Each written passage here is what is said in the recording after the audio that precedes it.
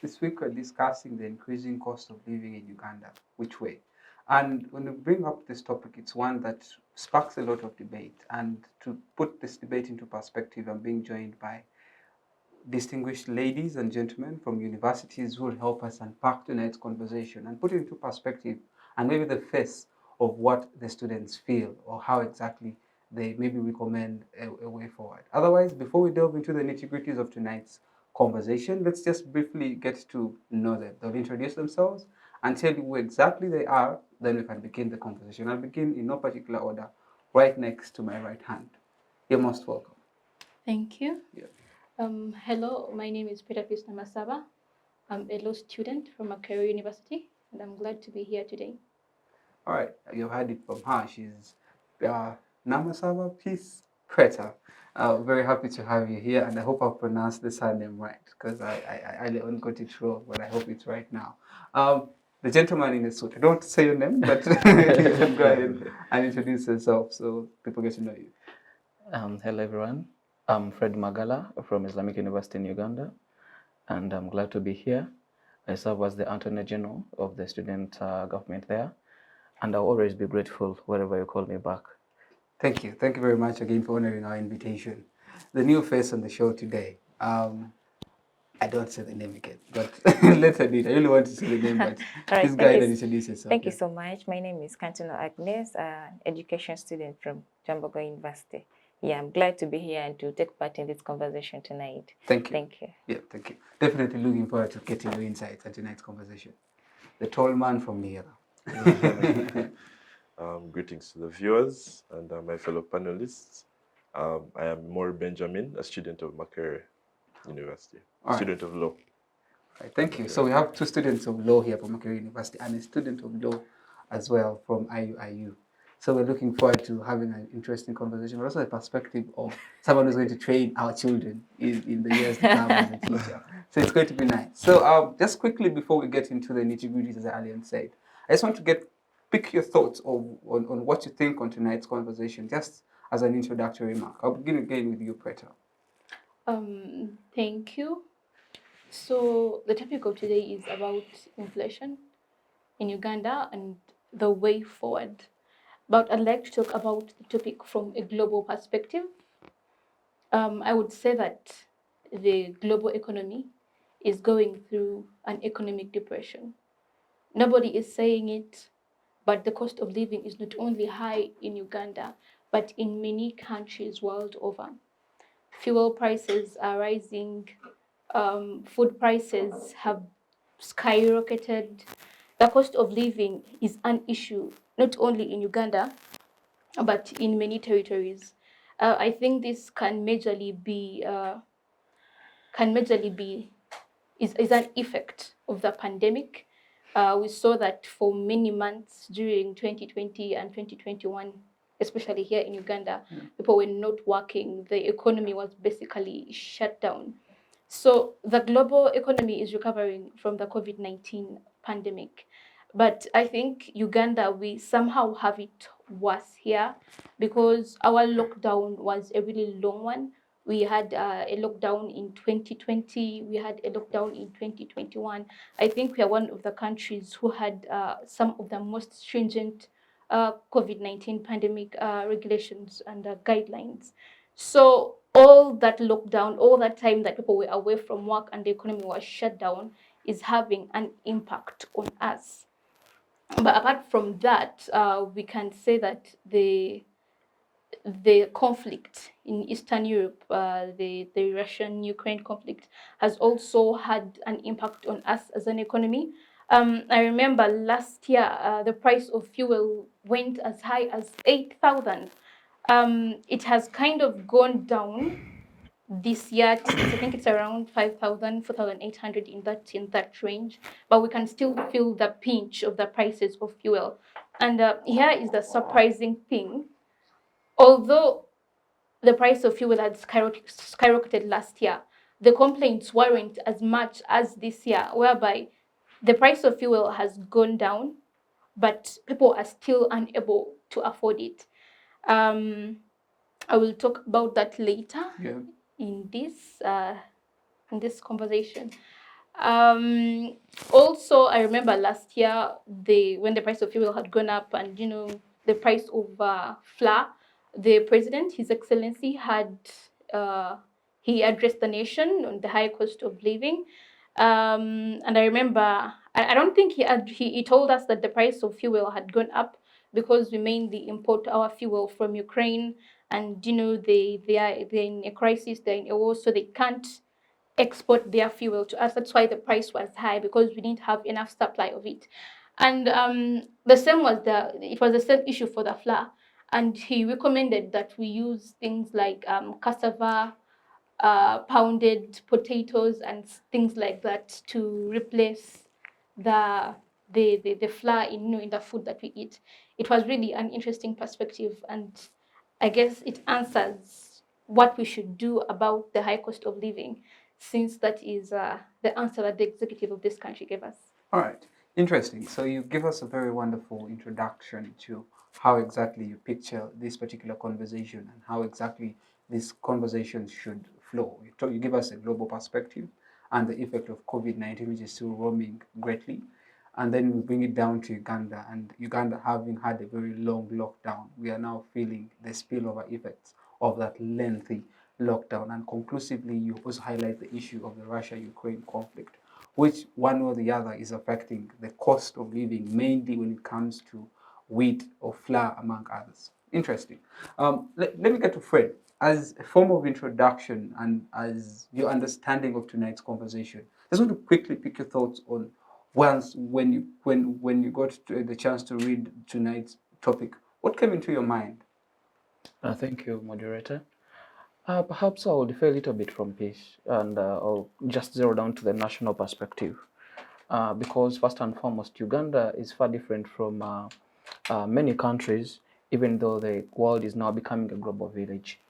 I think we have a lot to do, and we have failed to do it as a state and as the administration or the government.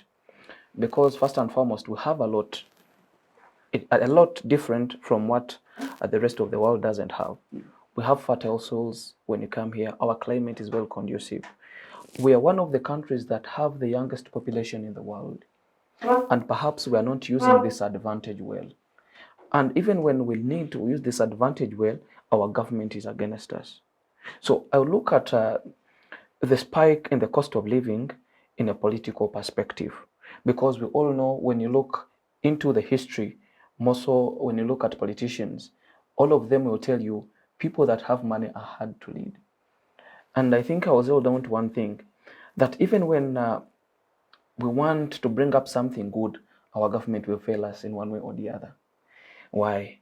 You look at the prices of certain things that are very essential and basic, but again, they are being taxed. What do you expect the residents, the netizens of Uganda to do? Leave alone that. You look at the backbone of our economy, being agriculture. How much is being invested there?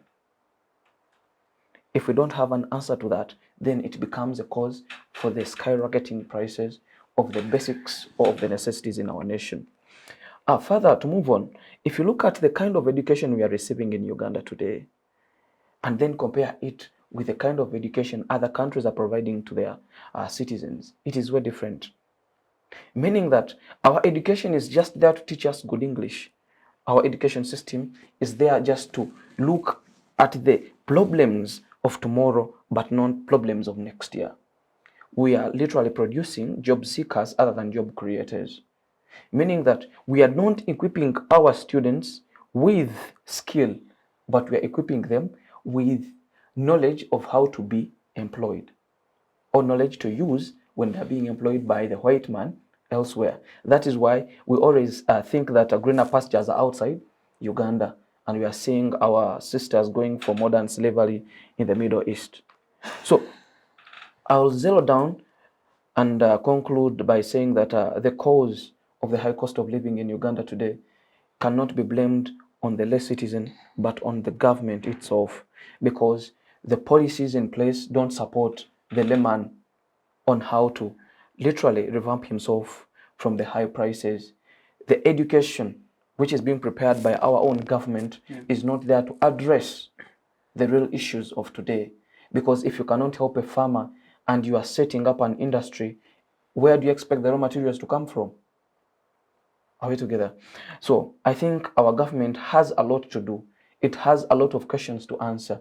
It has a lot to do for the layman, because it is we that keep it moving. However much the prices are high, they'll keep taxing us. So I believe it's just a back door to leading us for the next 42 years. All right, interesting. What I picked from Fred and how we're going to drive, as you're seeing right now, I get a very interesting perspective from Preta. Then we get a different understanding altogether from my brother Fred. For him, the entire blame goes to the government. He looks at it from the political lens, that it's the government to blame. Because I think you can feel how this conversation is going to run. So I'm so much into anticipation to see how Fred and Fred are going to pull ropes and drive the conversation. But let's just listen from Agnes. Quick All thoughts right. on what you think. Of the Yesterday, topic. when this topic hit me, like when I received it yesterday, I got excited. I was excited about it. On Sunday, I was reading the newspapers that's on Monitor. And National Bureau of Statistics, they're trying to rate the cost of living in Uganda. That was in September and August, the previous month that ended, and realized it shot from 0.6% to 0.7%. So what does it mean to us as Ugandans? It means that people are crying out because of the high costs of living. Meaning tonight, we are going to basically we're going to impregnate ourselves with some of these causes of high costs of living in Uganda. What are the problems that Ugandans are going through individually and down in society to the layman? How is it reaching him? How is it affecting him? And digging up the solutions to it in order to better ourselves. Yeah. All right, interesting. I would be looking forward to get those economic perspectives, because from you, I think it's going to be entirely economics. Benjamin.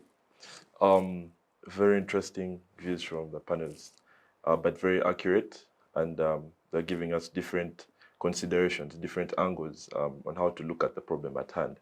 So cost of living cannot be a problem viewed or dealt with from one lens. You have to look at it from different angles. So Preta gave us the global angle, the international angle. Yeah. You know, what has caused this unsettlement in prices or rise in prices. She talked about the war. She has talked about, before that, COVID-19, and those are valid reasons. We have seen how much government spent in trying to deal with to deal with the COVID-19 situation, and then we have looked at the supply chain unsettlements caused by the Russia war. So that's one angle. Then there's the political angle, the political will and leadership, both political and technical. In what informs our economic policy? Is our tax policy favoring, or revenue mobilization favoring? Is it does it consider the layman, the poor man, the peasant, or these policies are sort of devoid of the interests of, or the realities of the people? Yeah. So when I look at the topic of cost of living, I think you have to look at it from all those perspectives. I think we're going to look at solutions, recommendations, let's say. Yeah. What do you think the government should do? So for example, if there's an immediate problem, if there's an extreme rise in prices right now, that means right now there's someone who may be unable to eat. There may be someone who's unable to seek healthcare, childcare.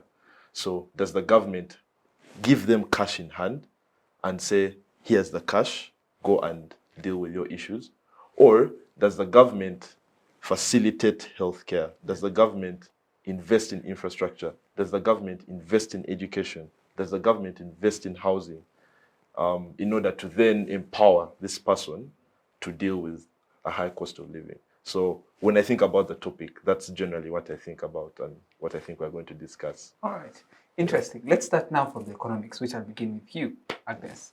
You highlighted very interesting figures from the Daily Monitor, an increment of the cost of living from 0.6 to 0.7 from the month of August to the month of September, which at the moment we are just 3 days or 4 days into the month of October, and it's more or less feels like it's getting worse. Now, put for us into perspective the economics behind the inflation and the increasing cost of living from an economics perspective. Okay, this is basically due, one, to the inflation which is up. Realize that the prices of commodities right now in Uganda are not stable. Today our price is shooting up, the next day it's going down, and it's leaving the people at wonder. It's asking us what's happening, you get. And by the time someone gets to realize a price has gone high when he or she does not have enough money to purchase it, let's take for example soap. Out of the blue, the price of soap can be at 6,000, and at a certain time it has gone low, you get. So people out down are going to be so hard up to get the money. Then secondly, we're going to talk about the food prices. Right now that we're having the rains, we're going to realize that the prices of food are going high. Farmers are going to complain the rains are destroying the crops in the garden, and because it's planting. So down in the market, you're going to realize the prices of goods are going high in this. Let's take, for example, onions. Of late, everyone has been complaining about the prices of onions in the market, which I'll talk about next, about the energy costs. The energy costs in Uganda are right now going high because, one, deforestation is no more. People are no longer cutting down trees. So how do you expect somebody at home to cook, yet he or she has been using charcoal, for example? So all this is going to leave a lot of people out there struggling and complaining about the high costs of living. That's why the statistics had to increase from 0.6 to 0.7 last month. All right. Preta, before I engage the gentlemen, I want to skip the conversation between the ladies. And you earlier on brought out a global perspective and brought out the aspect of the Russia-Ukraine war, which has greatly affected various countries, inclusive of our country, Uganda, in terms of prices of wheat going high, but also seeing a ripple effect on the cost or prices of fuel. Now, which brings me to for us to put this conversation to look into the food security. Unpack for us now the global perspective that you're looking at, and vis-a-vis the cost of living in our country. How is it affecting us? But also put it in a layman's language, that when that person out there who is watching, who doesn't know this global perspective, would understand. Globally, I think food supply has been affected by climate change. Yeah. Even locally, it has been affected by climate change. Agnes was talking about deforestation and people not having fuel. That means they don't have trees to cut. That means we're contributing towards climate change. He talks about Uganda having fertile soils and a good climate. That's a thing of the past. I was reading somewhere that the rains this year have destabilized the production of crops, and I think we can all see it. We haven't really had a clear rain season or dry season. It shines for 2 weeks and it's back to raining. Agriculture cannot thrive in that kind of weather. I come from Eastern Uganda, so I have been using this Makerere route for the past 10 years. When I was in primary, you could see that the trees were really thick, but nowadays there are even paths leading into the forest. You can see sunlight passing through the trees, meaning that there are no trees inside that forest. And Mabera was one of the biggest forests in Uganda. So with that, the entire weather patterns and the climate of that entire region have been destabilized. That is why we are seeing food prices rising. But also, food security has elements of trade barriers. And the economy is a circular phenomenon, because we're suffering from the effects of climate change here in Uganda, but we're also suffering from the effects of unemployment and all those things. So we could sell our food to neighboring countries, but there are trade barriers in place. So we can't sell our food to neighboring countries to get money. So we are stuck with the food. We also can't import food from other countries, because it would mean that their food is going to be cheaper than ours, and then the food produced in Uganda would have no market. So essentially, Uganda is stuck consuming our own food, which is not as much as it used to be because of the climate change and the changing weather patterns. But Preta, yes, on the issue of trade barriers, Kenya halted Uganda from exporting into Kenya our milk. Yes. And our grain, which is in form of maize. Yes. that alone means essentially, ideally, in our country, we shall have, economics says there's going to be a huge amount of supply in Uganda, right? Which means the demand will be low, and that then translates into low prices. Yes. But that's the contrary. We see that the prices, irrespective of Kenya denying our products, the prices of maize, the prices of grain Yes. are still increasing. Yes. So how does trade barriers then therefore relate to this particular conversation? As we can see, that incident of protectionism happened last year in 2022. We were coming from the pandemic. I remember during the pandemic, poultry farmers released eggs, but they didn't have anybody to sell them to. So they wanted to export them to Kenya. And Kenya was like, no, we don't want your products. So even now we still have eggs and milk, but they're not a staple food. We are talking about things like rice and posho and matoke, which really can't import from Kenya because there aren't a surplus there. We can import those goods from Tanzania, but the goods are going to be cheaper when they're coming from Tanzania. Meaning if we import matoke and rice and all those things from Tanzania, nobody is going to buy the goods being produced in Uganda because they're going to be more expensive. All right. Let me engage the man who says these problems are political in nature. Let us understand the politics behind this, because before we get back to the idealists whose argumentations are stemming from books. So I want us to look at the politics, then I can get to Benjamin to give us the idea behind his argumentations. Does politics in a way relate to the food insecurity or security that we're facing at the moment? Perhaps, because first and foremost, there is nothing we can do without the government having a hand in it. We have had different programs to support the farmer, ranging from coffee. I think my sister from Bale or from Eastern Uganda knows that. We have had NADS, and we have seen what NADS has done. And I think it is upon us to judge as to whether it has done anything or nothing. You can't tell Or us. it will never do anything. About the Arabs. Right? So, looking at the different policies that are also in place to support the farmer, all this come from the government. And what is the problem? We have had our ministers going to benchmark, going to see what is taking place in Switzerland, going to see what is taking place in Sweden, and then bringing back the same ideas where? In Uganda. But the question is, are these policies they are bringing back in Uganda really domesticated to fit our situation or not? That is something we have to ask ourselves. And trust me, when they bring on these policies, they don't fit in our situation, because the other countries are way better off than us. All we need is policies that can support the farmer here, not policies brought from outside to befit our issues. So we need to literally propagate and understand our own issues, then come up with the policies that can address the same problems. But is the government doing that? If the answer is yes, you have your own reasons. Before you proceed, Yes, please. I don't want someone to think yes or no. Yes. Food is supposed to be put on the table. Is it by the government or by the people? As I told you earlier, trust me, there is nothing you do and the government does not have a hand in it. Definitely. Are we together? It's true. It's true. Now, my question is, before you come in, yes, please. People are supposed to go ahead and dig, are supposed to go ahead and put the foods on the table. Please.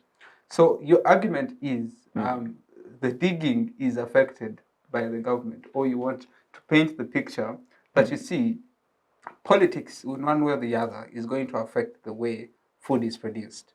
Because someone in my village in Kochongao, who doesn't entirely even care whether the parliament has sat and passed a law or not, will go ahead and dig and just put the food on the table, because most of Ugandans do not practice commercial agriculture. They practice, subsistence agriculture. Yes. So how do you then put that into perspective? So this is actually a political issue, and it's not, My sister talked about the changing climate pattern, isn't it? Who sold off Mapida to someone to grow sugar canes? It wasn't sold off. No, it was Nema. But who cut the tree? Now, if we leave alone Nema that, intervened. it was leased, right? For sugarcane plantation. But the question is, does it affect the climate or not? Does it affect the layman down there just growing cassava for home consumption or not? That is one. Then two, let us look at the advice or the agencies that have been put in place to help the farmer down there. Are they doing their job? Because trust me, if you are to sell coffee outside Uganda, it must fit a certain standard, isn't it? Now, if you are to grow matoke and to come out well, depending on the mutation in the soil and its fertility, you must at least get information from NARO. If you are to modify a given plant, please first come and do research to make sure that if you are to send me a modified banana in Mubende, let it befit the soil in Mubende. But you find out that government is giving out seeds, but the seeds are not sprouting. Is it the government or the layman? I'd also like to add something to his argument. It looks like then you guys agree. But it's okay, you can add, then I can get to it. So you say that it is the role of the citizen to put food on their table. Yeah. But you're looking at it in a subsistence mindset. Yeah. And the government should be moving us from this small mindset that I'm going to grow beans and maize and mill my posho, and that's that. Because you need soap. You need all these other necessities, and the food you're growing is only enough for you. What happens when floods occur and you can't grow these beans, you can't grow this maize? What happens when there is drought and the seeds not sprout? You will go hungry. That's how food insecurity comes in. So you definitely agree that government has a hand to play, but also man-made destruction of the environment has also caused the increasing costs of living that we're facing today. His argument that because the government has failed to put in place policies that are pro-people, or support the people, has led to this increasing cost of living. And your argument that stems from the idea that climate change is something that has affected people's way of farming has also greatly led to high costs of living, right? Yes. Benjamin. Before we get to him, I also want to add on into that. The high costs of living, let's not only put the blame to the government, but also to we as individuals. In a certain point, we should realize that, for example, the government gave us youth and UPE education. One of the causes of high costs of living in Uganda today is poverty and unemployment of the people. That is also one point we have to put into consideration. We have UPE, as I mentioned it, we have youth and even vocational institutions here. People should go and learn their skills, get the money, and also start staying themselves instead of complaining the government this, the government that, and yet they're hiding the capabilities and potentials in their hands. Yeah, thank you. Mr. Onen, before you proceed, no. Just a simple question is going to Benjamin to answer.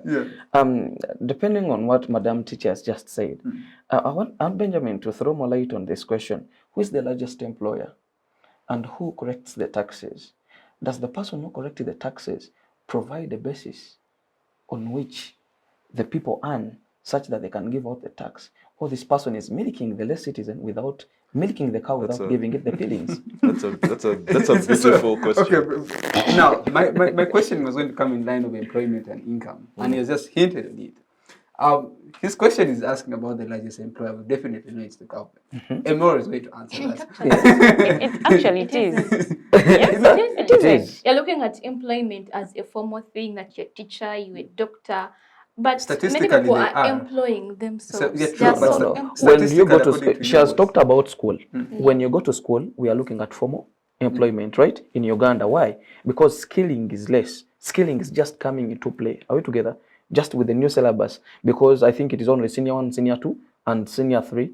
They recently promoted that are into skilling, right?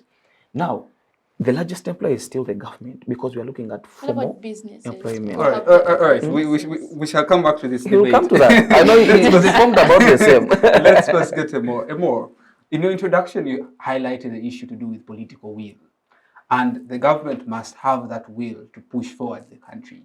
The argument that has been raised by Preta and has been later on subsequently added on by my brother Fred highlights the aspects that there's lack of political will, which now informs my question of employment trends and how these employment trends is affecting people in Uganda. You understand that our population is largely young people, 78% of that being young people, approximately 51% of that 78% are children, which means the other percentage are we, the youth The here youth, sitting. yes. So how does our employment trends affect the cost of living? Or does it in any way actually affect, or does government's lack of political will also contribute to the issue at hand? Okay, to answer the first one, does Uganda have an unemployment benefit scheme? Tell us, inform us. So to the best of my knowledge, Uganda does not have an employment benefit scheme. Now, if you look at, because we're dealing with cost of living, and we're dealing with that pinch that goes to the smallest household or the poorest household. Yeah. Now, if we are looking at unemployment, I forget the exact statistics, but if you look at the US, if you look at Germany, during the times of hardship, during COVID, you know, where people are being let off, you know, in thousands and hundreds and millions, they were subjects of, or they were privy to unemployment benefit schemes. So we're talking about the cost of education, we're talking about the cost of health, we're talking about the cost of food. But Emor, when you lose your job, Emor, listen. You are comparing the states and, no. and German whose No, problems I'm are coming. not hospitals. I'm coming. I just wanted to answer. I wanted to address your first question on unemployment, and then I move to the government and will. So to answer your question, your first question, Uganda doesn't have an unemployment benefit scheme. That means once you lose your job, you're on your own. Yeah. Now, that may not be as big of an issue. It is quite an issue because you're losing your livelihood. True. But that might not be quite big an issue if the government provides quality, adequate infrastructure. If the government provides free healthcare, you know that, okay, when I fall sick, I will go to the hospital and receive quality free healthcare. Free transportation. Yes, as I'm looking for my next job, I can jump on a... Isn't that too idealistic? No, I'm coming. I will jump on a taxi from here to where I can, from here to Makerere for 500. And it may not pinch me as much. Remember, I'm an unemployed person looking for another job, so I have to move from place to place probably to look for the next. So it might not matter as much, though it does matter if the government provides you a solid base to build from. Now, there are contention about who should bear the responsibility. Should we blame this? Should we say, as I've heard, I think the president said a few times, or cabinet ministers, about Ugandans being lazy and not being able to work? I don't necessarily agree with that, because I don't think the government has established a policy or has established or implemented these policies to the extent that they can now wash their hands off and say, okay, it's down to this man to wake up every day, dig, and earn something. Yes, and earn something. So that's why I said at the beginning that this debate is largely around those.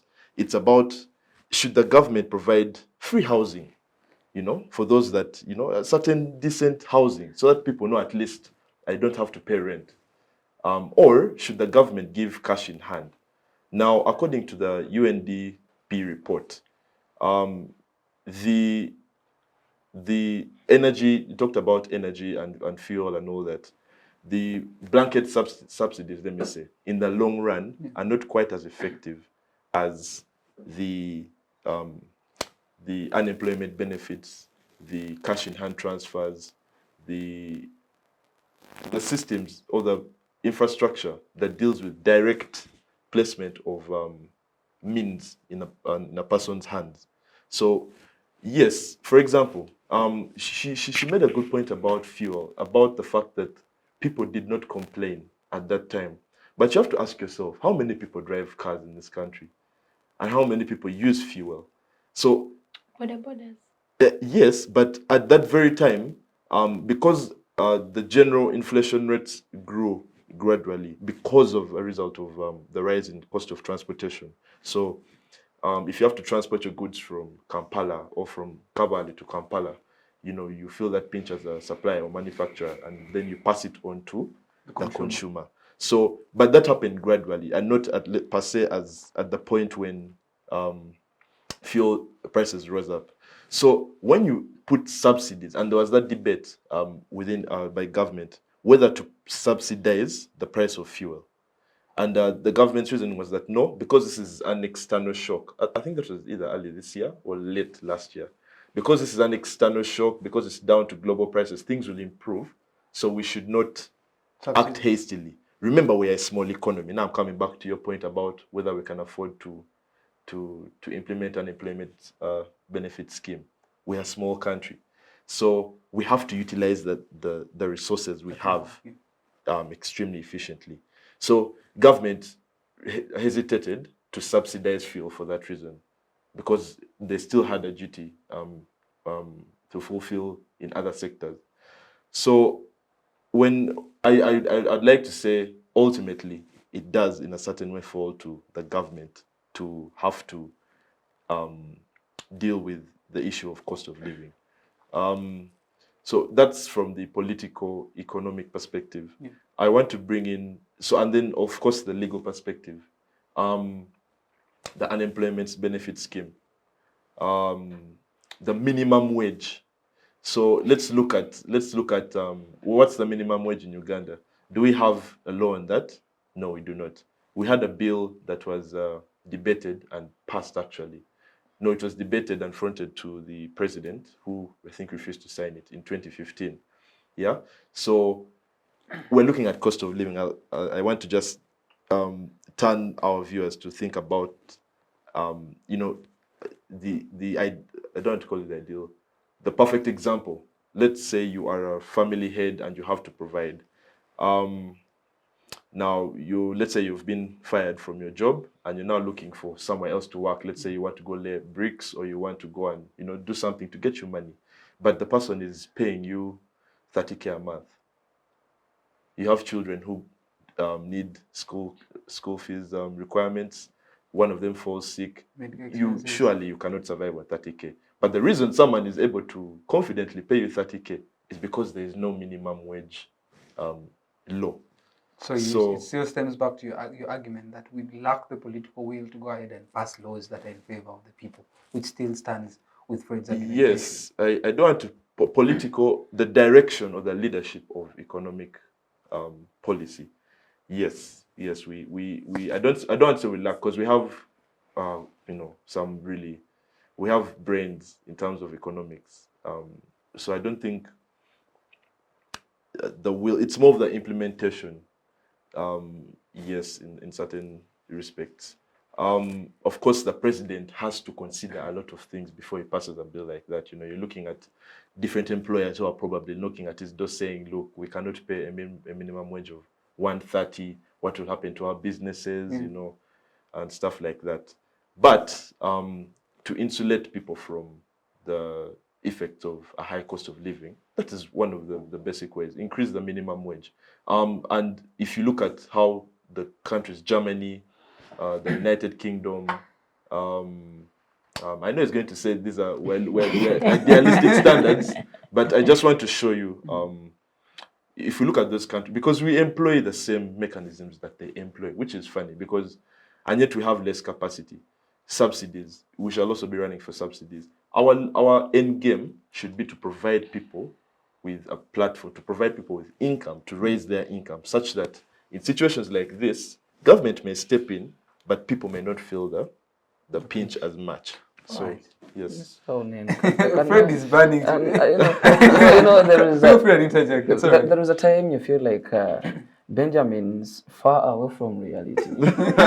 Okay. Questions always have a basis. Issues have a basis. Yeah. Problems have a basis. Now, Benjamin, let me inform you this, that our country is literally giving incentives to foreign investors. I think you are aware of the incentive code and the different incentive programs that are given to these foreigners when they come to invest in Uganda. You are also aware that very many companies have closed up in Uganda, and a lot of Ugandans have lost jobs, and they have not been financially helped by the government.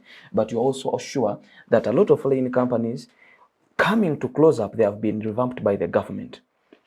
I think we are open to that. Yes. And then which also, is a point I made. Yeah. When you look at the wages, the minimum wage you're talking about, the question is, if you have not helped this industrialist, this employer, to create market for them, how do you expect them to pay their employee a certain amount of money. That's why I was telling you, the government is milking a cow that they have failed to give peelings. Are we together? Now, also going back, is this employer having the capacity to pay you when the taxes are in their neck? They are not being given incentives, but this foreign investor is being given incentives. Does it mean that Ugandans, we don't think at the level that most of the projects, the national projects, are being given to foreign companies, and Ugandans, we are sweeping these foreign companies. We are being employed and given peanuts when it comes to these projects. We have a civil engineering faculty in Makerere. Am I mistaken? No. Who has the project for construction of the roads? Where do the ones being paid the higher sum are all from China? Am I mistaken or I'm right when I say that? You're not mistaken. But if I may respond briefly. My brother, do you know a person called Pinet? Is he a physical person or an idea? If you know, my brother, let us go back to our parliament. If you look at the different ministers and their ministerial lines, are there ministerial lines in their level or in their line of education? If you leave alone that, are the employers, the industries being given the incentives that at least they need to make sure they raise the bar and pay off their workers at least that substantial, that substantive income to help them maintain their families? But these foreign investors are coming here, they are mistreating our children and our sisters, our brothers at work. They are paying them peanuts. Even when they get damaged, even if they get injuries at work, they are not compensated. My brother, they are not even given contracts. They are given money. I think the way we can best explain the salaries they get is hand to mouth. I think you know that. If you're coming to literally run a machine in an industry, you don't have a contract, but they're telling you, every day you come, we are going to be paying you 10,000. Where you come from, if you don't work, you'll need to pay transport of 3,000. I think my sister who comes from Eastern Uganda, you know those industries, and drawing closer to Ginger. A lot of people are suffering. But who is to blame? Our government our government is favoring a person from outside other than us. They have even gone on to bless a person who is non-existent, Pinet. We failed to literally support our own from Bala University who came up with at least a kind of a vaccine for COVID, and we brought in an investor who did nothing. What are we on? All right. So Emor, I'll get back to you. Just jot it down. If I could just respond, just two sentences, and then you can move on. So that's exactly what I said. Yeah. In order to protect these people, minimum, just give them pass a minimum wage bill. It's as that amounts to minimum. No, exactly, and that would be a subject of debate. But at the very least, it was debated anyway, and it was not assented to. Do you know the justification that the president gave to not assenting to that bill? Which brings me to the second point. Which brings me to the second point. So, leadership is not an easy thing, let alone leading a country. You have to make... Listen. You have to make tough decisions sometimes. Now, we can question those decisions, but I know for a fact that the issue of privatization and the issue of incentivizing investors is actually directed towards the well-being of the economy. Sure. It's to promote... But is it felt? No, I'm coming to that. Fine? Now, I've only just recently become a scholar of tax. But I want to say something on that. So a unit increase in income tax, yes, leads to a 5.7 increase in cost of living. Now, the issues you raise about the tax policy specifically are issues that do need to be debated. However, you have to debate them against the need to raise revenue in order to facilitate transport, in order to facilitate healthcare, in order to be able to help people. So you need to balance the arguments. I don't think... As you proceed, is tax meant to be discriminatory? No, Okay, guys. It's, All right, now this is it. This is I'll come to that. I'll come to that. Briefly, let me first engage the ladies. Yes, They've yes, been yes. somewhat very quiet. Let me start with Agnes, then I'll get to Preta. The issue here is about employment and income. Yeah. And Emor and Fred have extensively debated on that. But I just quickly want to get your thoughts. Are the high rates of unemployment also one or the other leading to the high cost of living? Is it something that we should really look into? Yeah, unemployment is a big issue currently in the country, which has left a lot of youths unemployed and back home sitting with nothing to do. So how can we curb this? We can curb this by being creative. I know very many youths out there have the skills. That's why right now we have mushrooming vocational institutions. Yeah. Douglas Lwanga, for example, he's that I got to know. Which one is that? Skills Clinic. The Skills Clinic of Douglas Lwanga is something which is new, and very many people are bringing this up because they want to motivate the youths out there instead of them just being idle. And maybe if one wants to purchase a commodity, let's take, for example, a pair of shoes in the market, and he or she doesn't have the money, instead of him complaining about the high costs of living, at least he can go and dig something for himself. He or she can wake up in the morning, get to work, and do something for a living out of what he or she does with passion. What I've learned and realized lately, people do love working for what they know, like working depending on your skill. So I would encourage all the youths out there, if they have a skill, then they should go for it. Let them not wait for the government, that the government will provide for us jobs. The jobs won't come that way. We'll have to dig for the jobs, and yeah. I think me and Fred would agree on this in saying that how does, because yes, let's say for example you take that line, you say, okay, I'm a hard worker, I'm going to create skills. What happens when you fall sick? When one falls sick, of course you're falling sick when you have been doing something, you have at least a little money to take care of you by the end. So let's assume you're earning, I don't know, let's say if it's 500,000, you're trying to earn some 500,000 on a monthly basis, and then you go to a hospital and they're telling you the cost of the drug or the treatment is 1 million. Why would you go to a hospital where the cost of a drug is 1 million? One of the issues that is also one of the issues that is also leading to this is because the lifestyle the youths have out there. You'll get one individual saying, let me go and eat in this restaurant, yet the foods are expensive compared to what he or she can purchase. And by the end of no, I'm giving an example outside of that. By the end of the day, someone is going to complain. The costs of living it's too much. I want to leave Uganda and all that. To chip in a little. One's lifestyle also affects one towards Do you this. know why I want to chip in? Yeah. The issue is one, we have had government programs as regards skilling. Do you know Skilling Uganda? Yeah. Is it a government program? No. It is what? It is what program? It's a government program. It's a government program and funded by the State House. Are we together? Now the issue is you have skilled someone. After skilling someone, you tell them to. And I'm open to the fact that they would give them about 1 million on graduation. They're skilling them for free to go out and start doing what? Working. The issue is you're giving me this 1 million after skilling me for over 6 months. It may be automobile, it may be fashion and design, tailoring. But the question is, how many people have learned that? What is the best here? What's the now? What is the job market? How many people are going to desire going for exchange, that African craft? You get it? And how much is it on the market? How much is the material you need?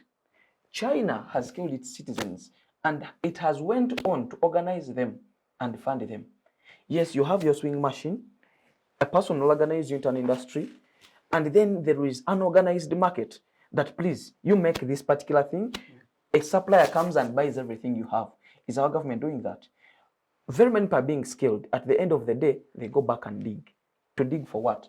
Not commercial digging, but to dig for what to eat. So the issue is, your solution is very good. Let us come up, organize, skill the people. But after skilling, does it stop there? I think the government has a lot to do in that. Organize the people, tell them the quality, the international quality we need, and then show them the market. Fetch for them the market.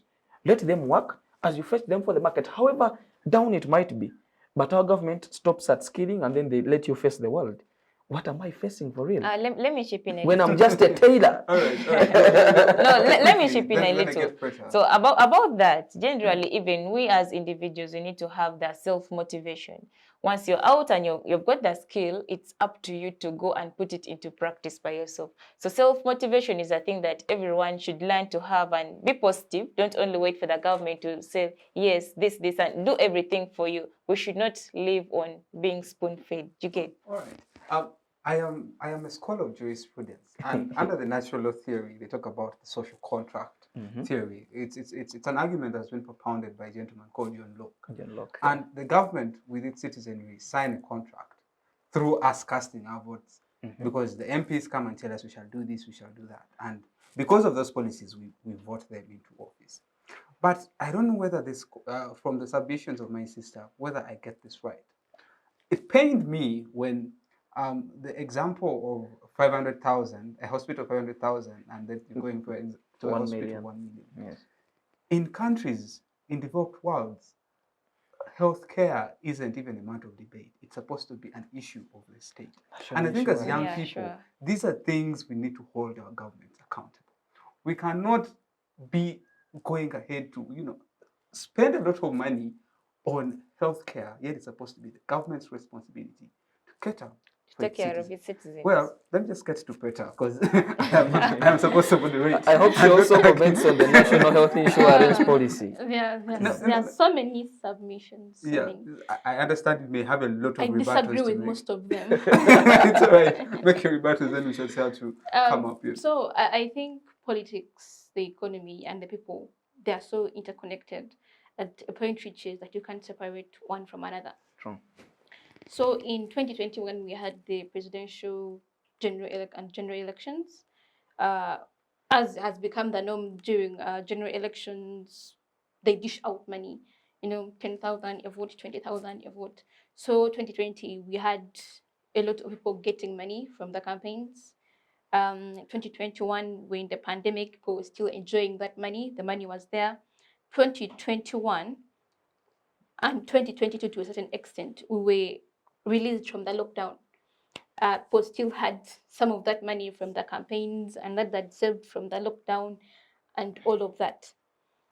That is why the price of fuel went up, but people could still be able to buy it because you had a lot of money in circulation.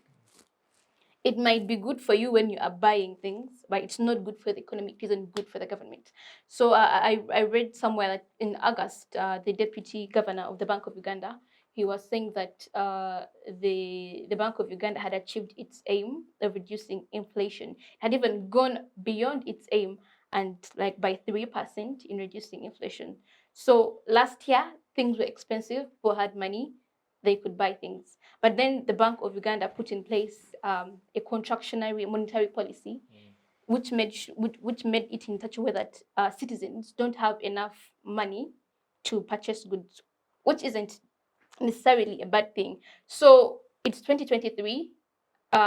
Goods are still expensive, but this time, citizens don't have money. And it also comes back to the issue of unemployment that we've been talking about here. I think it's kind of very narrow-minded to say that Uganda has unemployment issues. We can solve them through entrepreneurship. That's too simple a solution. If it works like that, everyone would be employed. Even the president himself, he says, the government only has 500,000 jobs. Employ yourselves. It isn't that easy because the economy determines the market. You talked about the government getting new market. To a larger extent, Uganda is a free enterprise economy. Getting market shouldn't be a problem. The market creates itself. So you are skilled, maybe you get into carpentry, you're going to make chairs, you're going to make sofa sets. So you even have capital. You make the chairs, but people are poor. The economy is bad. Who is going to buy these chairs? For economy to thrive, you must be selling something. You are selling a good. So you are either selling that good outside of Uganda or in Uganda. So within the region, we see that our neighbors don't want to buy our goods. Even the agriculture ones, they're like, oh, we don't want your milk, we don't want your eggs. we don't want your rice, we don't want your matoke. We saw the Rwanda border closed. Matoke was getting rotten in Western Uganda because they had nowhere to sell it. Milk, eggs were poured at the border in Busia because they couldn't go to Kenya. Even sugarcane. Kenya was like, you are inflating our country with sugarcane. We don't want it. So that sugarcane is stuck here. Yeah. But Ugandans also don't have money to buy those things. So you would say, let us leave the region. Let us leave Rwanda and Tanzania and Kenya and sell our products internationally. We used to be a country that is very big on cash crops. I remember in primary, we were all about the 3 C's, cotton, coffee, and what is the third C? Was it cocoa? Was it I think cocoa. Cocoa. But we have seen that the 3 C's aren't such a big deal anymore nowadays. Internationally, the market is very, very, very strict. There's this anecdote that they love to talk about. There's this minister, he got a contract to supply goats to, I think, Saudi Arabia. So he was very excited about supplying these goats. He went to villages and he's like, everyone, bring me your goats. So it is time to take them to the cargo plane. And they're like, wait a minute. Why have you brought goats of various colors? We wanted only brown goats. And he had nowhere to find brown goats. There's also this other anecdote. I think it was still, someone in government. He got a contract to supply canned beef to Egypt. So, he went to the villages, give me your cows, give me your cows. So he got the cows, but the cows were old. That lived for 2 years, 3 years, 10 years. And the beef from old cows is really tough, yes. So the company that was, buying the meat was like, we can't buy this. Who is going to eat this beef? We only want a meat from cows of 9 months or less. And that was also an issue. The same is the issue with the cotton, cocoa, coffee.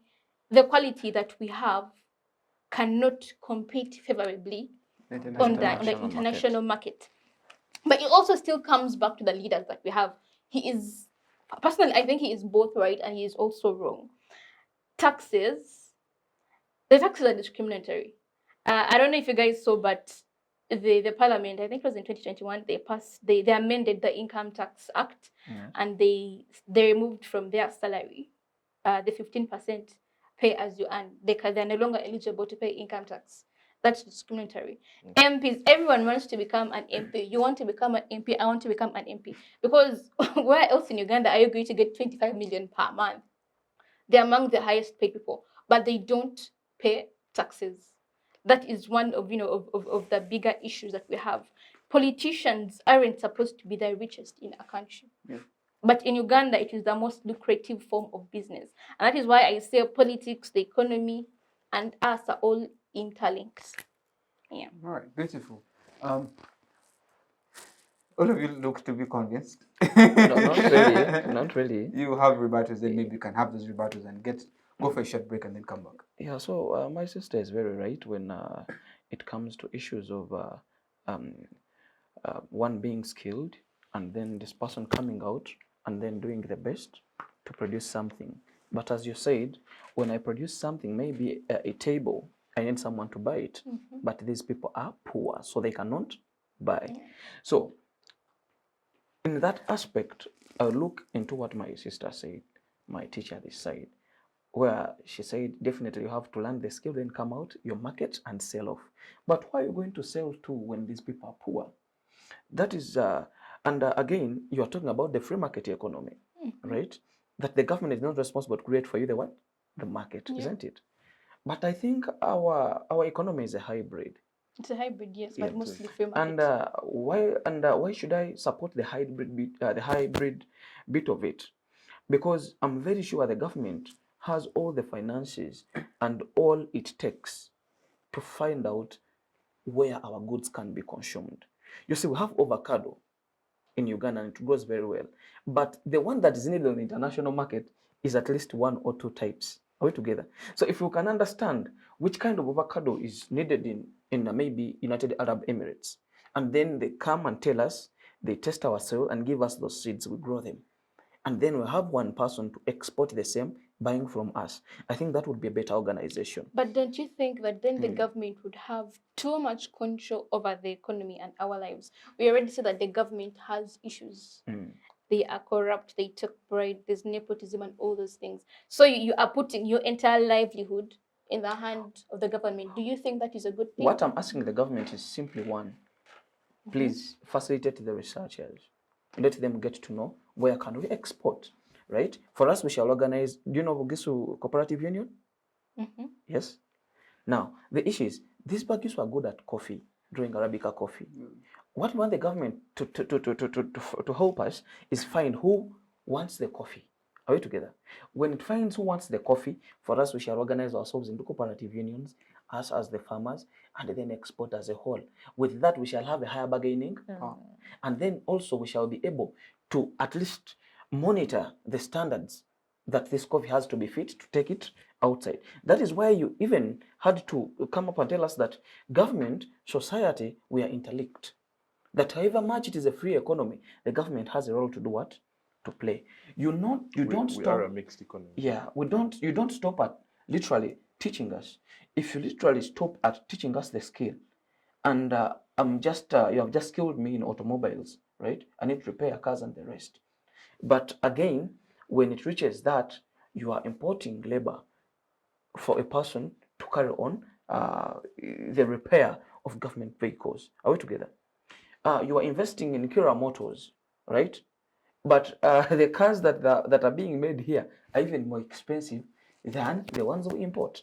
Are we together? What does it mean? It means that if you are teaching people how to make cars, if you're teaching people how to repair cars, please at least take a brokerage on the people doing the same services. Yeah? Fred, can I ask a question? Just Agnes, before you continue. All right, quickly, let's Just wrap it very up quickly. and go for a break. How many Ugandans can set up the Kira motor, what's it called? The Kira Motor Kira EV. EV, Yes. How many Ugandans can set up Such a plant. such a plant? I think this was an example, looking at our domestic industry making something that we also import, right? So what I'm saying is simple. I'm not looking at the employment. I understand that. But I'm looking at how many people can be indirectly employed But from who Kira is going Motors. to employ Are we them? together? Who is No, going So to Fred, what I'm saying, Fred, the hold on. cost of making one vehicle in Kira Motors is too much. Are we together? Really? I agree with Yeah, you. I agree with you. do you know how much 100%. a car from Kira Motors has to be bought here? much Fred, is it? I It agree is with you. over 90 million. But I can get my cavities of around 10, 15. Yeah, now Fred, I agree with you 100%. Now you see where the government's dilemma is. Yeah. We're talking about cost of living. Now, you mentioned, you criticized the discriminatory taxes. Yes. Now, that's the reason that tax incentives are given to encourage manufacturers, manufacturing investors, people that can set up big plants to then provide employment and to facilitate a certain industry. I If have it's something agriculture. To pay our about those. citizens I have 3,000, something to say. Listen, no, no, listen. I have All right, something to say guys. about those incentives. Let me wrap up. The point is, the point is that it's because a government has to make very many considerations, and so it has to try and plan with the little resources it has. So you can criticize it on this side and realize that you're affecting its ability to actually facilitate. We are looking at the extent. Okay, Fred, let's just quickly listen from how we can. I know maybe she's coming to negate you, Yeah. but in some point I second his idea. That is something similar to benchmarking. Yeah. Ask those out how they are doing it and then come back and imply it. That's what you're talking about, right? Yeah, you come and domesticate it. Exactly, You don't, exactly. You don't just directly bring what you have just seen there. All right, okay, let's just quickly go for a break. I understand there is a lot of issues at hand, and the panelists want to continue, but we shall be back from that short break and we can have the conversation going. We've been discussing the increasing costs of living in Uganda. Which way are we supposed to go? Thank you. See you shortly. Digital rights are those human rights and legal rights that allow individuals to access, use, create, and publish digital media or to access and use computers, other electronic devices, and telecommunication networks. Digital rights include a right to freedom of expression, information and communication through technology, a right to privacy and data protection, a right to credit for personal works, a right to universal and equal digital access, a right to identity, a right to anonymity, a right to be forgotten, and a right for protection of minors, among others. The state's digital rights are frequently violated through various unfair actions, for example, blockage of websites and social networks, theft of credentials, unauthorized use of people's data for personal gain, privacy intrusion, online censorship, arrests and intimidation of online users, internet blockages, and the proliferation of laws and regulations that undermine the potential of technology to drive social, economic, and political development worldwide. It is hence every citizen's responsibility to respect rights of other digital users and to speak out or report to the responsible parties when one's rights are violated. Welcome back from that break. Earlier on in the first half of the show, we're discussing inflation and economic factors. We later on took the conversation to food security and then drove the conversation to employment and income. And right now, I just want us to delve into something that one of our panelists touched on, which Benjamin was talking about, housing and real estate. Let me just start with Preta this time around. You understand that at the moment, people are crying so much. I just wanted to make the conversation as layered as possible. People are crying that they do not have money, but rent is skyrocketing, and that alone is making other people say, "Oh, I think I just have to go back to the village and maybe just stay in a simple house in the village," and so on and so forth. So, Preta, my question to you is under housing and real estate is how has the cost of housing and real estate contributed to the overall cost of living in Uganda? The modern school of human rights believes that housing is a human right. They believe that houses shouldn't be highly taxed, that one person shouldn't, own so many houses and, rent them out at a high cost and all of that. It's all ideal, but it's a bit hard to implement. I think the high cost of living has led to the creation of more slums. Benjamin talked about the creation of estates by the government. Actually, in the 1970s, 1980s, they used to exist housing estates. In Jinja, there was Mpumde Estate, Kakira Estate, Padukoba Estate. Products of the 60s, I think. Yes. Yeah. There were all those estates. But in the late 90s, early 2000s, they all became dilapidated and they had to be privatized. So if you're paying 60,000 per month, it means you maybe be now paying 200,000 or 150,000. Literally, the rent has tripled or quadrupled. We also still have estates. I guess you can say the police barracks and army barracks are a form of housing estates. And the condition that those barracks are in informs you of what would happen if the government would even attempt to try to create estates for housing. Literally, every few months in the news would be like, it's like, oh, the policemen in Naguru, they don't have iron sheets, or they don't have toilets, or they are living in toilets, or they are living in tents, in unipods. Sometimes if you live near a barracks, I've lived near a barracks before, whenever they bring in new recruits, there's no housing for them. So the church, it's converted into housing, then they put tents in the field, and that's where they live. Policemen and soldiers are employed by the government. Soldiers are actually tax-free, and that is what the government is providing. So I think it's a good idea in an ideal world whereby Uganda was Germany, it would work.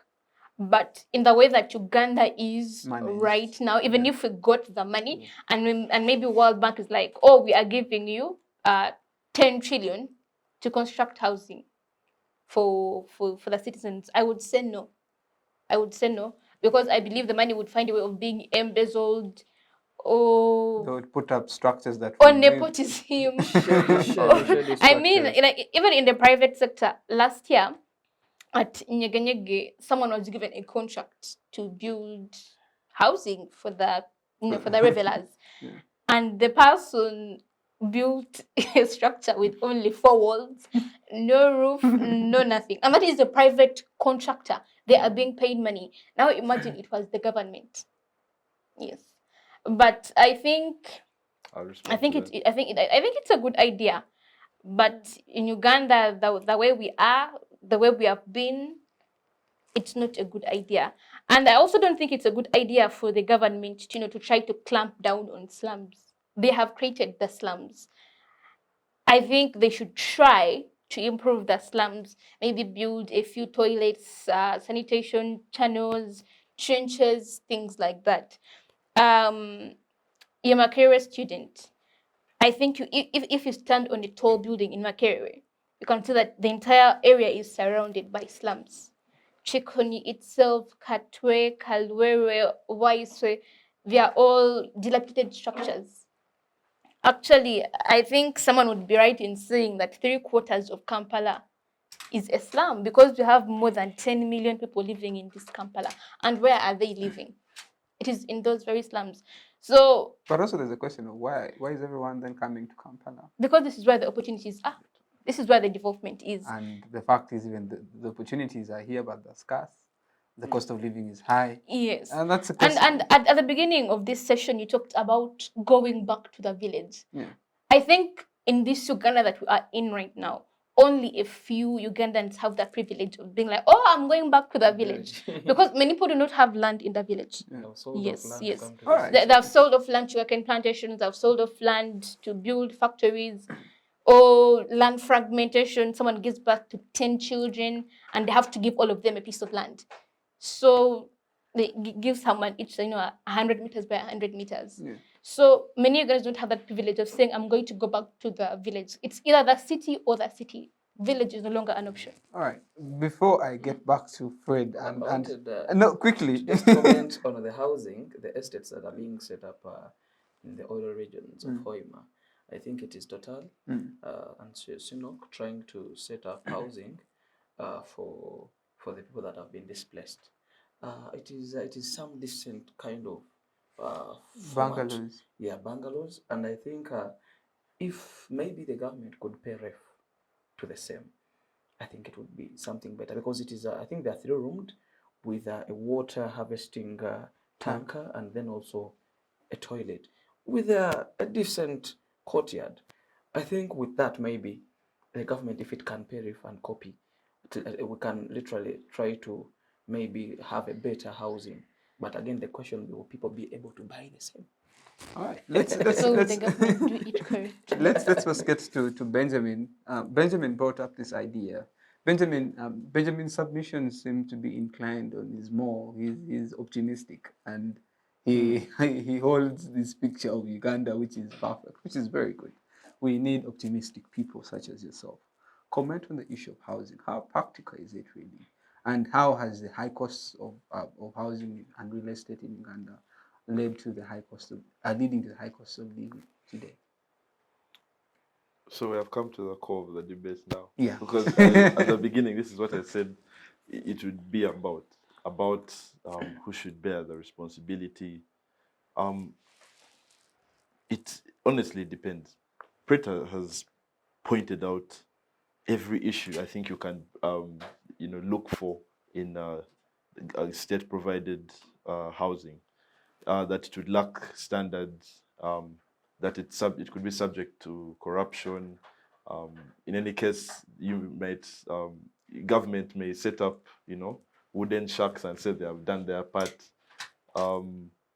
Now, you say that, and there have been allegations against me that I'm unrealistic, but these are economic policy ideals that help us, that structure us, and that we structure ourselves around in order to meet certain objectives. So it depends. I actually am split myself on both of them because of some of the things Preta has mentioned. If you said today someone is suffering, someone might sleep on the street because they don't have housing, wouldn't it be better for them to, would it be, because it's not sustainable, the government cannot provide housing for everyone. Practically speaking, it can't. She has talked about Kampala having over 10 million people in a day. People are coming from villages looking for opportunities. So if you said the government was going to provide housing for all those people, then it might be hard. So the government has to try and balance. The government could possibly embark on that project of setting up housing. At the same time, the government has to look across the board and say, the main issue here is empowering people to be able to have income, to then act for themselves. So there has to be a balance. Cash in hand, in my view, what we did in COVID was only because of the circumstances. We can't afford it. In the UK, they're giving, recently, I think $400 per household. I don't know who can do some quick math and tell us how much that is in Uganda shillings. It's around 1.4. $400. Yeah, $400. Around So 1.4. we can't do that. We can't give every. 1.2. In any case, if we did, when Even now the giving argument, 10,000 was so the 100,000. argument economy. that if we give people this money, they'll go and drink it. They'll go and To Even comment, inflation. in addition- Inflation. even inflation. In addition to what he has said, I also feel the government should set up at least a law of housing where each household at least should construct a permanent house back in their homes. How in their- possible is that? You see, it comes back. So it comes back to a balance. Now, in the UK, in Germany, these are in Ireland. You know, these are people that give out in Ireland, especially. I think they do free housing. The Scandinavian countries. Yes, the Scandinavian countries have beautiful policies to why you just want to be part of those people. People are Benjamin, employed. you That's have, the if I first can thing. chip in a little bit. Even before, Let's first listen from other. let me conclude. just a chip in. There is a guy called Sozo. This is not an advert. Yeah. Sozo Properties, and I was just scrolling, and I met a video where Sozo Properties literally saying you can literally have a plot of land at 1 million, right? It is 50 by something. It is a small piece of land, but again he constructs there at least something you can see from that. You can literally have 2 bedrooms there, right, and a decent courtyard. I think if we can have such people go on and show people that indeed it is possible to own a small piece of land and then have a little decent housing there.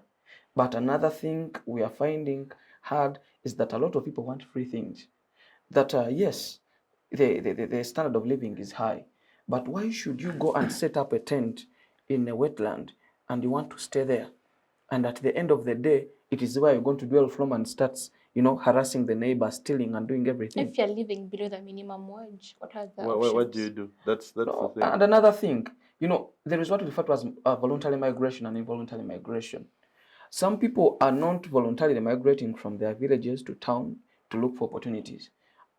Some of them are long doers there, to the extent that they have no option but to come to where? It's a very small. Yeah, it is a very small. Yeah, I understand. The government still has a duty to them. But again, as well. As you're trying to migrate, at least try to live within the standards you have. If you're living in the village to come to the city, at least have something little on you to start with, and then that is where the government will start from. What would you bring from the village?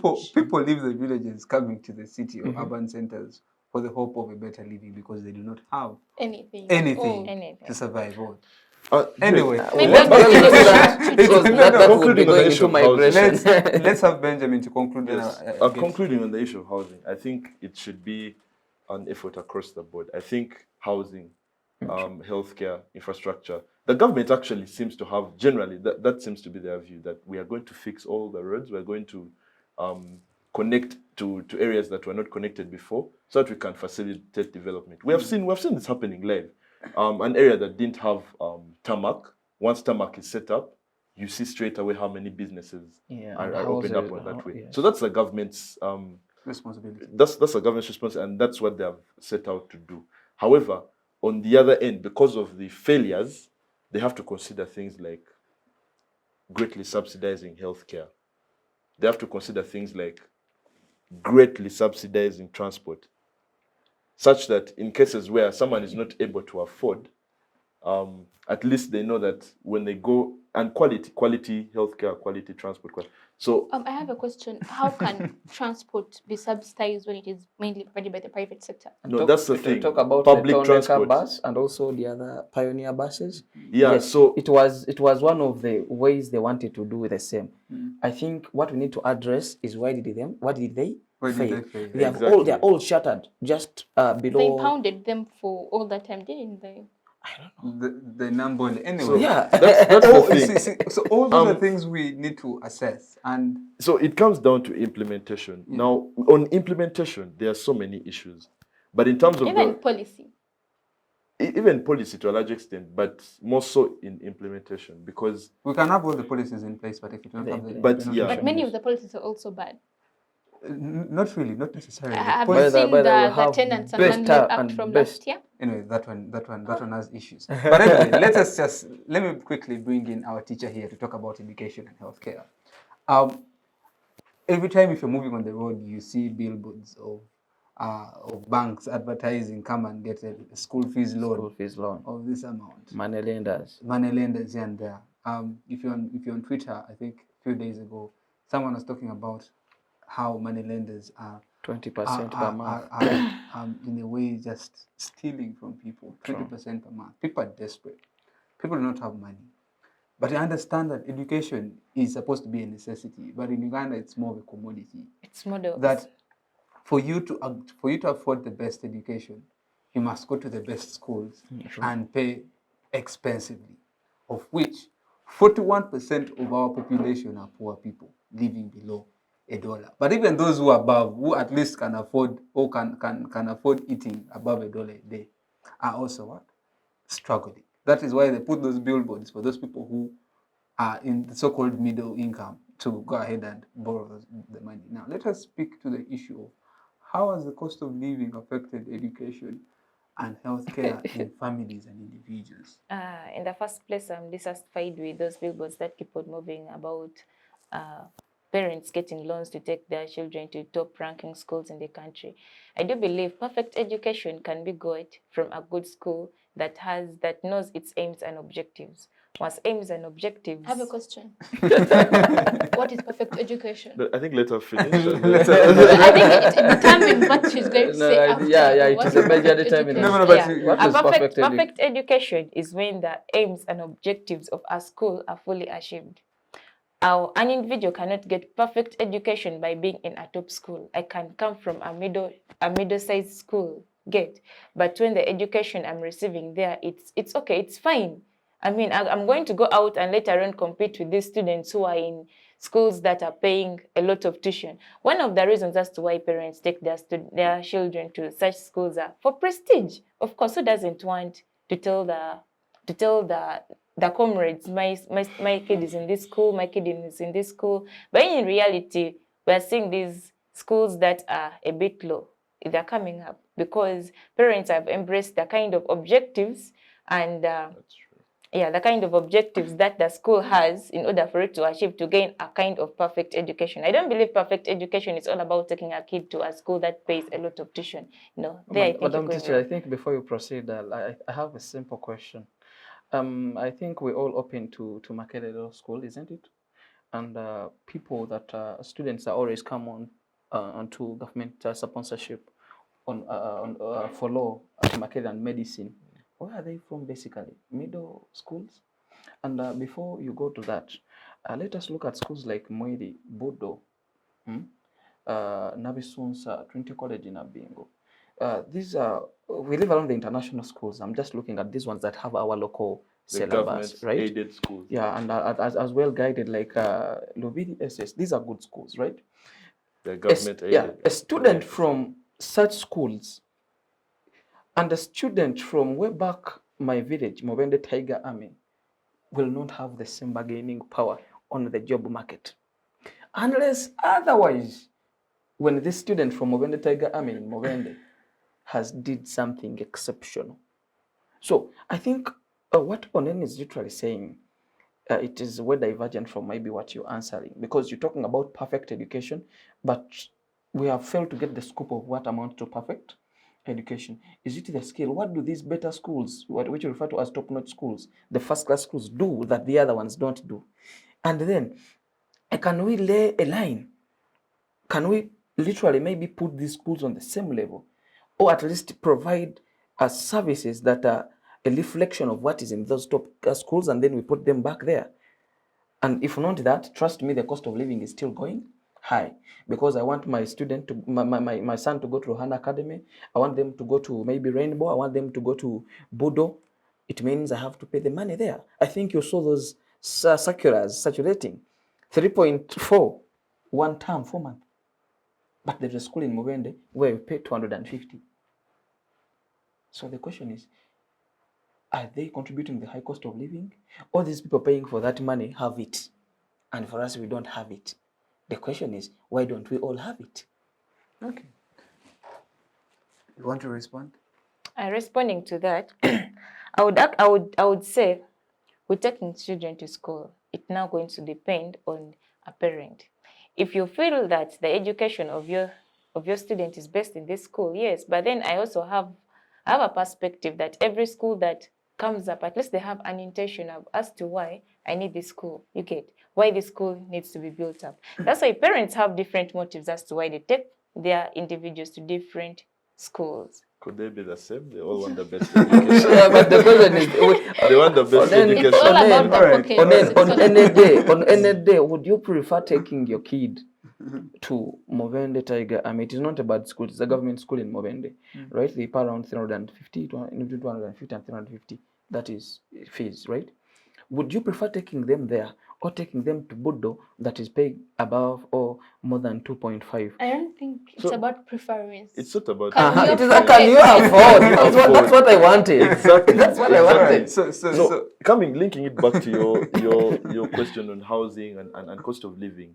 So it's about providing people with income to then be able to afford a decent education. Let me say decent. A decent education. In my you don't have to get I the hold best a education. divergent view. But I hold a divergent view. There are certain things that are essential for man that, in my opinion, I think shouldn't be commercialized. One, health. absolutely. Two, education. Those are primary facets of our society that I think are very crucial in terms of human capital development. In Uganda, in the 1980s and in the 1970s, some of our parents were privileged to go to these so-called top schools without having to pay the enormous amount of money. On merit. that we pay. And on merit. Yeah. And you find today, because your parent is possibly a well-known politician, Connected. a well-known businessman, they have the money, they have the connections, the child has not performed well. You know policies say if you don't score a 4, you don't go to SMARC, you don't go to Budo. But the reality is, how many people have scored beyond that, and they're in those institutions? But anyway, let's get to That's the Preta. lingering question. So it's possible for the government to provide quality education. It's possible, but I think it goes back to the arguments that Fred and you raised about the political will, which I want to hear from Preta what she thinks about health and education. I think most of the education we receive is decent. Whether you're from this Tiger School in Muvende or from King's College, it's decent. You're learning that some things, same syllabus. But the question is, why is the education you're receiving taking you? You know, is it taking you to a vocational institute, or is it taking you to Makerere College of Health Sciences? I think we see parents, getting all these loans and whatnot to take their children to the top schools because they're thinking about what happens after they leave high school. Opportunities. Yes, the opportunities. I remember at School of Law, if you look at the list, students and what schools they came from, you can see that the perimeter is mainly Kampala, Wakiso, Mukono. It doesn't go beyond that. And that's where the so-called good schools are, the traditional ones. Even not traditional ones, people from Chitende, from Seta, from Nalia, they have what you'd call the best teachers, they get the best points. Even when you look in the newspapers, when the results are released, you're not going to see children from USE schools getting 8 for 8, If they get an 8 for 8, that's a shocker. That is front page news. So I think parents, strive the most to take their children to what they could deem as good schools because they want to give them a better foot, in life. And I don't think nowadays it's about merit. Passing in secondary doesn't mean that you are the brightest, It is all about where you are. You know, you can be the brightest and you are at some SS, and you know you didn't have the best teachers and they weren't really trying. And although they were teaching you the same things as a student from maybe Namiliango College, the teaching is going to be different. It's going to be a bit substandard, and maybe you'll get 5 points and you can't even go and get a diploma. Even the environment. Yes. So the whole education thing, it's about classism, and you know that divide that we are having in Uganda. Some people say that Uganda has no middle class. You are either rich or you are poor. Very poor. If you claim to be middle class, you are poor and you are pretending to be rich. So we have people who can afford to take their children to the good schools, and we have people who can't really afford, but they want to, because that is the future. You either take a child to this school and they fail to get a good course, or you take, you spend all the money, you sell your property and everything, you get the loans, you take them to the good schools and bet on them to get that chance to go into a good university. And although the job market is bad, you hope that they can compete. You hope that they can compete. Which in my opinion, I think it's very unfair. It is unfair. It is It's very, discriminatory. very unfair, because if at all you have to look at the long-term implication that this has, just take a look on us on this panel. How many of us all of us here can confidently speak on issues of national importance? I just want us to just paint this picture. We have students who we go with in the same institutions who possibly did not go to the so-called privileged schools or so-called top-notch schools. Even me. You can easily tell the difference when they are submitting on an issue. I think as Ugandans, many people have access to healthcare, but the issue is, what is the quality of healthcare? We have Health Center 2, Health Center 3, Health Center 4. I think from Health Center 4, there are doctors, the others have clinical officers and nurses.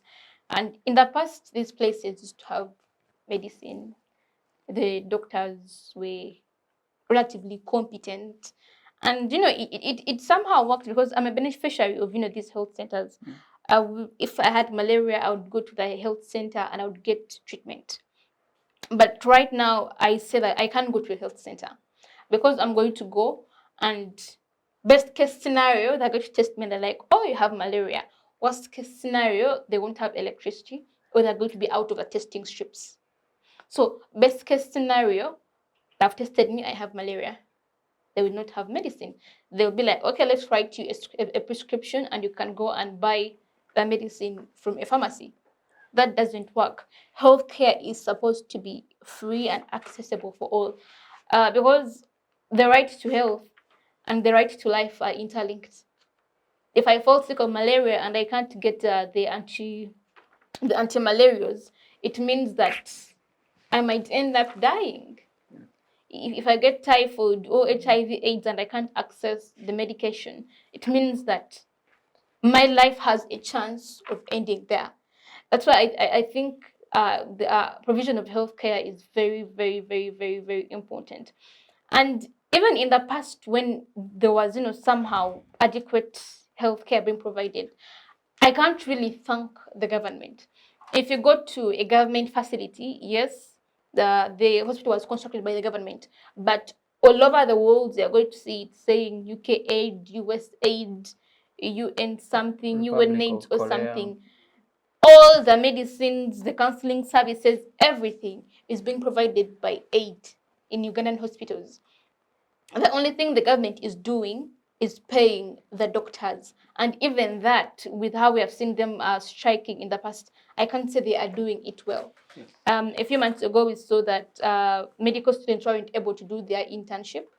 And if you go to many government hospitals, even in the main hospital, you're going to see that the interns are the ones actually carrying out all these minor operations and diagnosing patients and all of that. But the government was like, unfortunately, we don't have money to pay you. And intern doctors are basically doctors, because they have all the skills and the knowledge, to distribute the medicine as, a fully certified doctor. But the government couldn't even do that. And that is the bare minimum.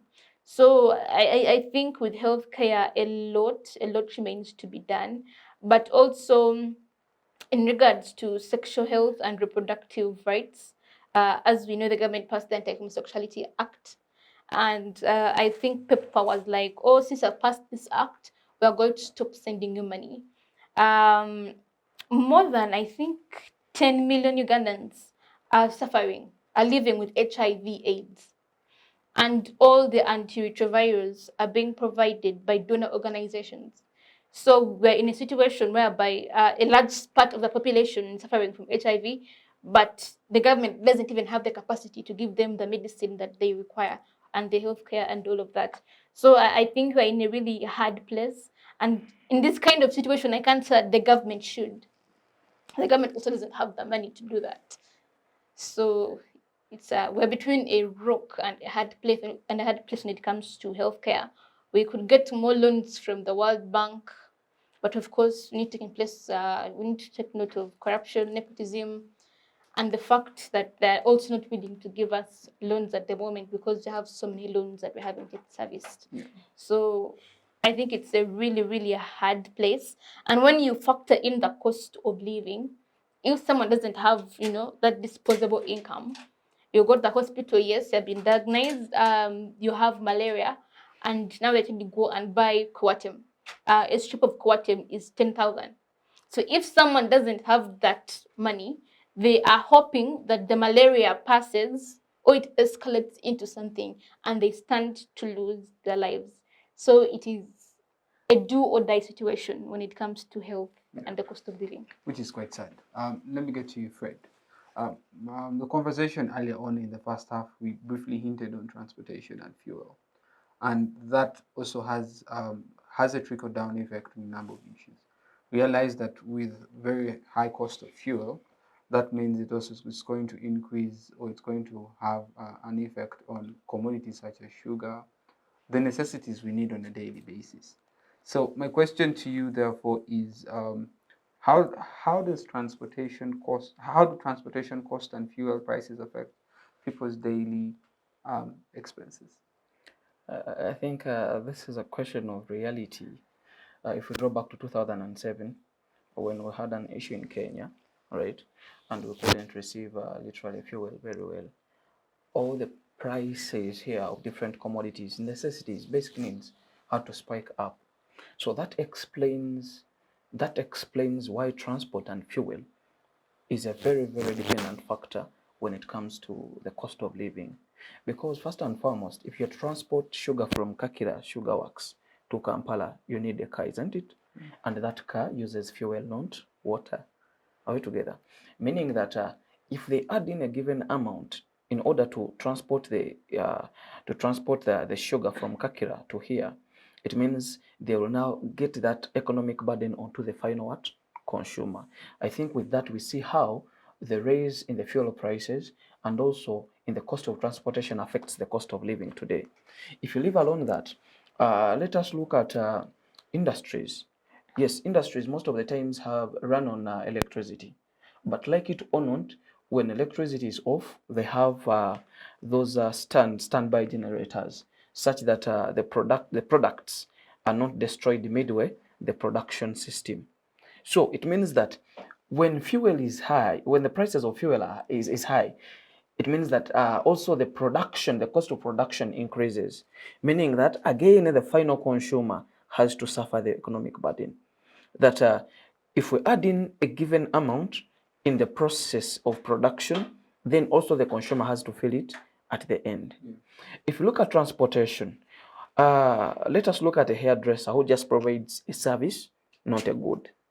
And this hairdresser maybe lives in Munyonyo and is working in the city center, that is Kampala. If the cost of transport or if the cost of fuel from his workplace to home increases, it means that when Preta comes to print her hair also, he will feel the price because he will try to increase the price as regards the transportation. Are we together? So meaning that Uganda does not have, we have not yet started producing fuel, even though we have hope that maybe in the next 10 years. 10 years. No, 2025. Not 2 years. No, I'm being real. We are not going to benefit there and then. That's why I'm saying in the next 10 years. Are we together?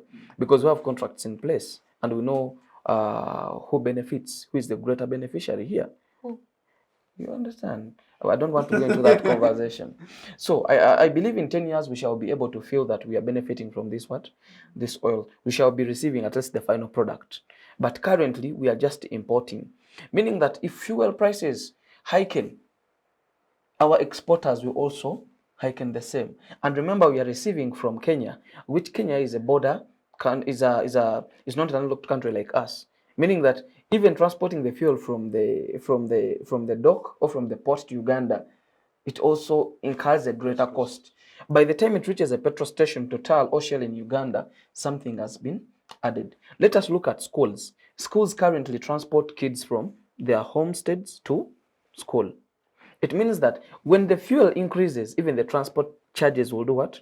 Will increase. So like it or not, fuel prices and transport costs are going to affect the layman in every way possible. In every way possible. Because if we also look at our parliamentarians, literally, I think a few months back, the leader of opposition has been moving around and literally looking at different government facilities. But he's using a Land Cruiser Prado and also having people moving with him. These cars don't use air; they need fuel. Are we together? However much he's doing his job, trust me, costs are going. And who pays or who facilitates for his fuel? It is the taxpayer. Trust me, the burden will shift back to the taxpayer. So the high cost of fuel, even though currently it has tried to go down, it has not yet stabilized. It has affected the high cost, or it has led to the high cost of transportation, and indeed it is affecting the low man, and it is affecting it is bringing about the high cost of living, and we cannot avoid that. And it goes back to what I told you, that like it or not, the government has a role to play, because we are all very sure and we know that the government must have what we refer to as at least a fuel reserve. Discussed quite a lot of issues in this debate, and even me, I just feel like we cannot exhaust it entirely, and the debate is so interesting that I feel like it should continue. But eventually, even every nice thing comes to an end. So I'll just quickly start with you, our teacher, to just give us your recommendations and maybe your parting shots on what you think ought to be done for us possibly to get for the cost of living to be made favorable for everyone, and also your concluding remarks. Then about the foods agriculture, I would encourage those even in the urban settings to at least start this artificial farming of maybe farming in bottles, sacks, yeah, instead of complaining about the prices of onions, which of course, by the time they leave the rural centers to urban, the price would have increased because of the transportation and all that.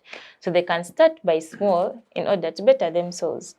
Then infrastructure being a major problem, of course, the high costs of living, the government should also take up the initiative and reconstruct these roads that, of course, last time we on Twitter, the potholes everywhere, especially on the rainy season.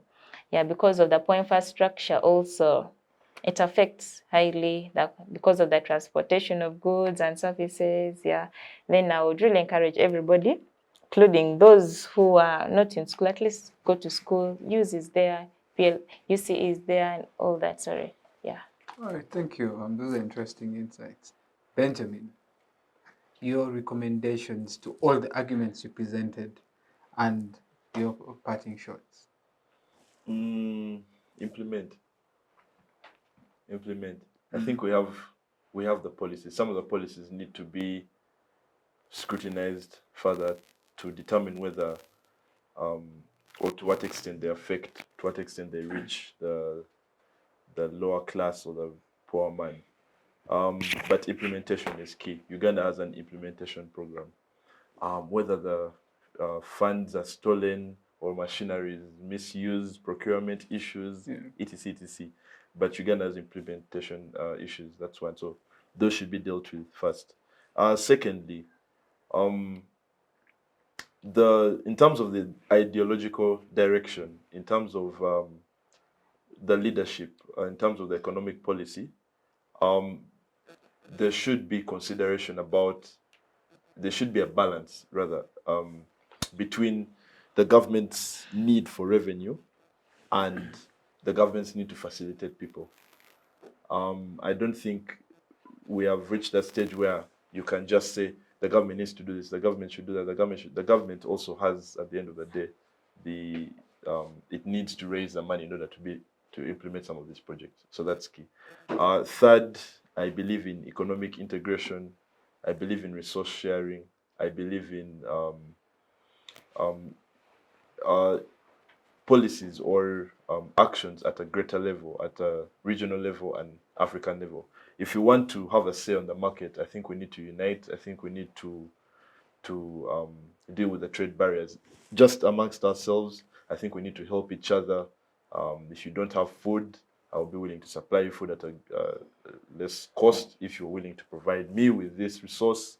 I believe by strengthening ourselves, ultimately, we shall be able to reduce some of the costs that come with, for example, imports and exports.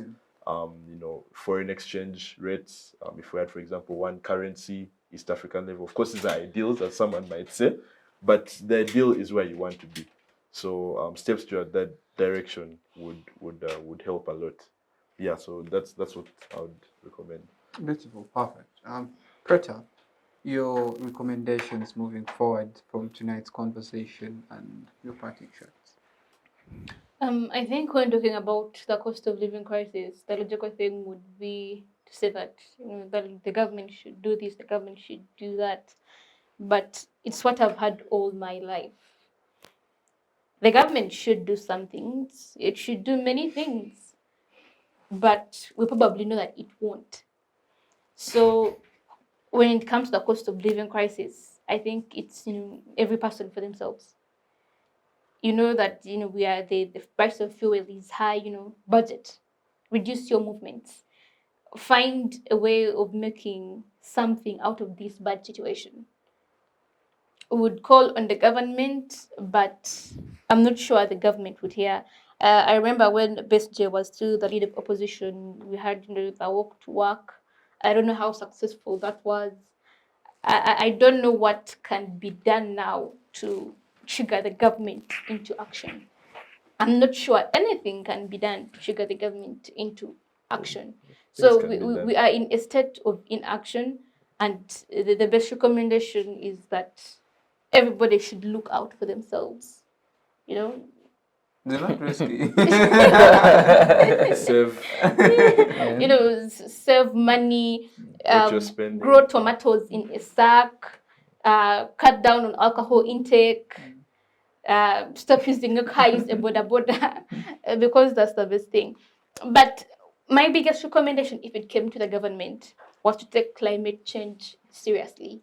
A lot of the responses to climate change, including from the president himself, especially when it comes to oil mining in Hoima and the Albertine region, he's very lax about it. He's like, we want our oil, you can't stop us, and all of that. But in the scope of 12 months, we saw the floods in Mbale and Kasese. We saw the famine and drought in Karamoja, the constant rains, they never cease. I think the land, the Pearl of Africa, is telling us something, and we are not listening. Politicians haven't taken, this whole deforestation thing seriously. Every month we are seeing wetlands are being sold to investors. There are plantations in forests. And right now it might seem minor, but in the future it's going to be a big issue. Yes, it's going to evolve and become this whole big issue. So I think it's something that the government, stakeholders, we ourselves here can begin taking seriously from this moment. Right, perfect. Fred. At times you fail to even understand where you have to run to in order to get relief. But I think hope is not all taken.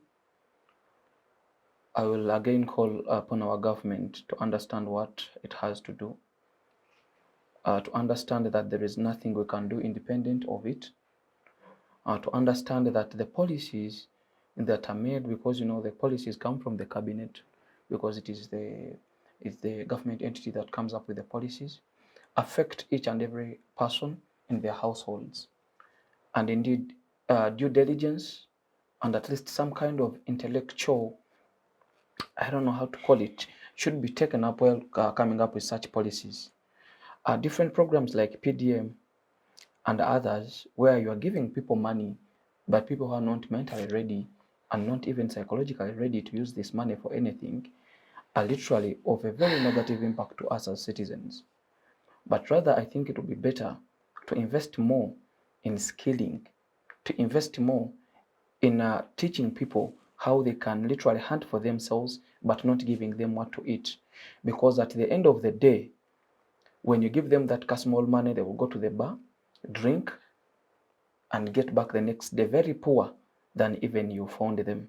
Because when they drink, they will even go for the small they saved at home. So it is my humble prayer to the government that as we reconcile and look at the very many recommendations have in place to curb the high cost of living, let us understand that the policies you make for us, the very many projects you put for us in place, should be at least monitored, should be very intellectual, and should be at least should be well packaged to befit the problems we have at hand. Lastly, to the youth, it is we to bury ourselves or to revamp our nation. It is not that every time we are going to cry to the government to help us, but what have we done? What have we put in place? Drinking, partying, and a lot of other things that we always take our time into are not going to solve our nation. The youth, let us come up and influence policy making. Let us come up and find better ways on how we can revamp ourselves from poverty other than always crying to the government. The government has a role to play, but let it find us prepared. Let us receive money from government when we know what we have to do. Very many people have received money from the government, but at the end of 1 year, they are even much poorer. I'm using much poorer because they are literally more than what they were at first. Let us save our nation by putting ourselves first.